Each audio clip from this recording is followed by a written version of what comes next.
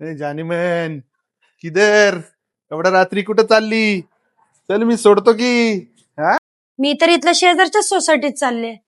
आणि तू तू तू म्हणजे? तू कुठं राहतोस? मी मी गेली 5-6 वर्ष झाली या गल्लीमध्येच असतो.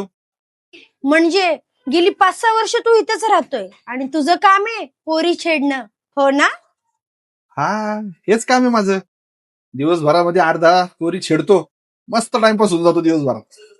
बस अर्धा पोरी? नाही नाही, कधी कधी दिवसभरात 15-20 पोरी पण छेडून होतात. 15-20 पोरी छेडून तर तुझी चांगलीच कमाई होत असेल रे. असं दिवसातून किती कमवतोस तू? नाही नाही, या कामाचे कुठे पैसे मिळतात का? काय? ह्या कामाचे तुला पैसे नाही भेटत? अरे यार, म्हणजे हा तुझा छंद तरी असू शकतो किंवा हे तुझ्या मजेसाठी तरी तू करत असशील. नाही, छंद तर नाही माझा.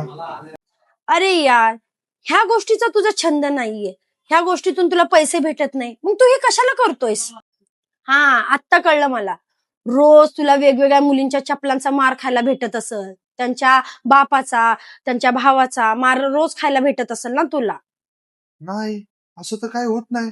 मग 5-6 वर्षात तू एक तरी पोरगी पटवली असशीलच की. नाही रे, पोरगी बी नाही पटवली मी आजपर्यंत एक. अरे काय तुझी जिंदगी, ना तर तुझा छंद आहे, ना तर तुला ह्या गोष्टीतून पैसा भेटतोय, ना तुला ह्या 5 वर्षात कुठली पोरगी पटली, मग काय फायदा आहे तुझा?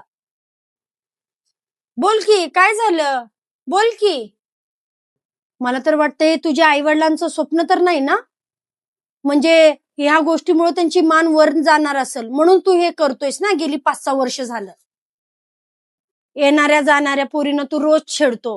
हा, तुझ्या घरी माहितीये का तुझ्या आईला, बहिणीला, वडिलांना तू ह्या रोजचे धंदे तू असे करतोयस?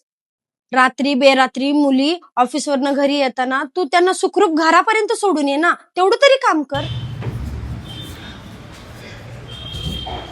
थँक्यू दादा, मला घरापर्यंत सोडण्यासाठी. थँक्यू. मी थँक्यू तुम्हाला म्हणलं पाहिजे. तुम्ही मला माझ्या चुकीची जाणीव करून दिली. मी माझ्या घरी आज जाऊन प्राऊडली माझ्या बहिणीला सांगू शकतो की मी आज एका मुलीला तिच्या घरी सेफली सोडून आलो. थँक्यू, मी तुम्हाला म्हटलं पाहिजे.